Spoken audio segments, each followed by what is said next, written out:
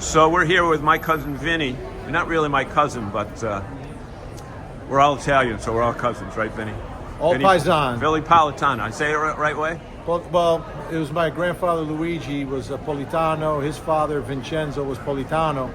But then my grandfather had to drop the O to get a job because he had 5 children. No job, dropped the O. He was employed. So just like ever that. since then, we've been Politan. Just like that. So Vinny, you've been here last year and this year, right?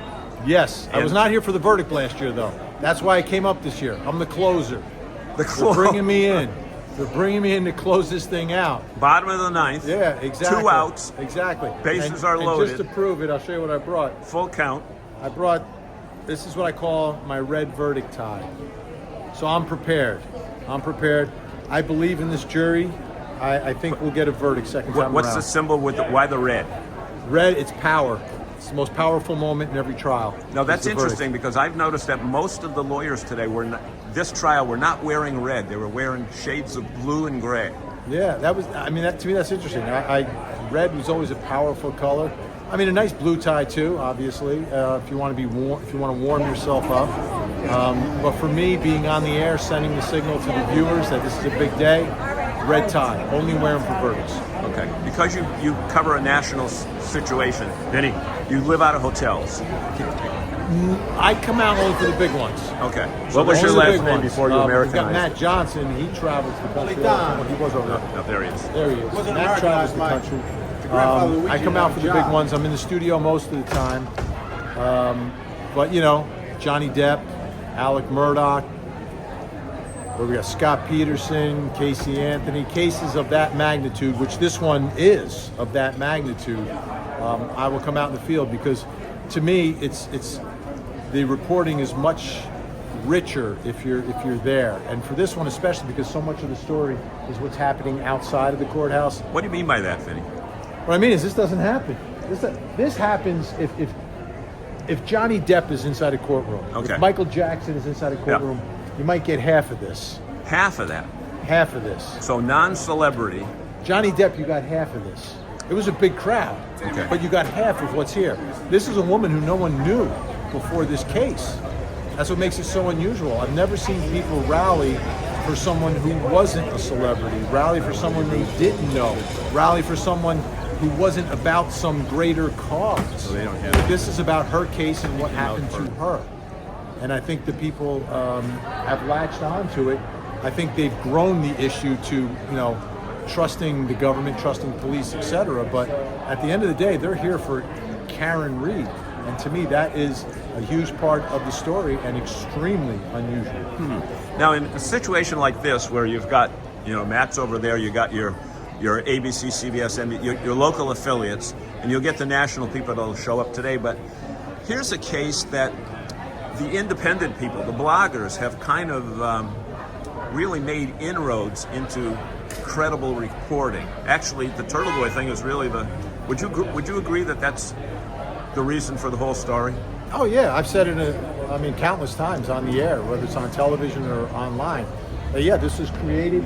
The movement was created by Aiden, by Turtle Boy. There's no doubt. There is a strong, vibrant true crime community that is online.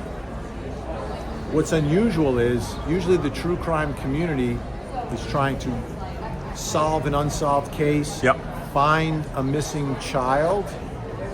In this case, they're coming to support a woman accused, someone they believe is falsely accused. So that's the twist here in this one. But that community is there in a lot of the stories and cases we cover. Yeah. So from a reporter's perspective, you like being on the street better than sitting in a studio with lights in your eyes and people pampering you and putting HD makeup on your face. The days of pampering. You don't have any makeup, do you? No, I don't have any makeup on. No. Look at Matt over there. The days of pampering are over. I like being here to tell a story. I can't be here for all of the stories, and all the stories aren't like this. We've got something happening. I don't know. Oh, okay. People making noise. They're not supposed to make noise in the buffer zone. I don't know who that is. Oh, there's a Turtle Boy right there taking pictures. Yeah. I think it was a Turtle Boy incident. Yeah. We live in the same town as him. And, okay. You know, when he started out 10, 12 years ago, he was 150% anonymous. Nobody knew who he was. And somebody spilled the beans that his mother was on the school committee in Worcester and all that other stuff, and then it all came out. And he's gone from Mr. Anonymous to a national personality. Yeah, Kind of- it's. No, that's okay. Go right ahead. Go right ahead.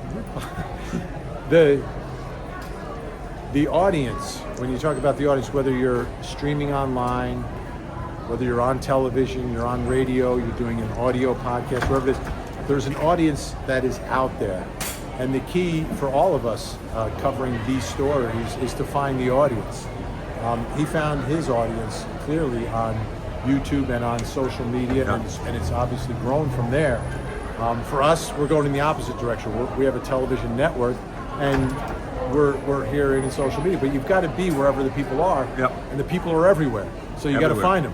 Yep. And right now, we're all in front of the courthouse. Unlike the days of CBS, NBC, ABC, and then when CNN came in, they said it never worked, but Yeah, the business has changed immensely. Totally. But in the true crime world, it's amazing how many citizen journalists and you want to call them bloggers, live streamers, whatever you want to call them, they're out doing the work, talking to the people. They're going to the scenes. They're speaking to witnesses. So all that information is great. I think it's great because there are many more people who are out trying to gather the facts and gather the truth. yeah. It doesn't just lay on the shoulders of a few. It's now on the shoulders of many. And I think it gives us an opportunity to get more information, ferret through what is real, what is fake, and to ultimately land on the truth. Are you happy at this stage of your career to be where you are, or would you rather say I'm one of those 22-year-olds that has a mic and a cell phone and can become a national celebrity? I'll tell you what. I'm not saying you're at the end of your career by any means, 'cause I'm you're pretty still close. a kid. Every day I talk about retiring, but seriously, it depends. I think the nature of the business, that's where you want to be these days. I think anyone who's 22, 23, 24 years old, you set up your own situation. You create your own brand. I hate using that word brand, but it is your brand. It's like what you do, what you cover, what your voice is. You can establish your voice on your own. You don't have anyone restraining you at all. So I find it great. But for me, I'm in a great situation because Best of I both can worlds. do that and be on television. Yep. Yeah. So, Cool. you know, the guy you see on television is the same guy you're going to see online. It's my voice, my words, always. So working for a company like Scripps, CW Scripps, and Court TV is awesome. So I have the best of both worlds. Cool. Hey, we want to thank you so much for your courtesy. Great to see you. And John DePietro. the real John How do you DePietro. say it? Do you say DiPietro or do you say DePietro? Depends whether I'm in Providence or whether I'm in Worcester. Gotcha. Or whether I'm in the North End. Thank you so much, Vinny. Thank you. Great.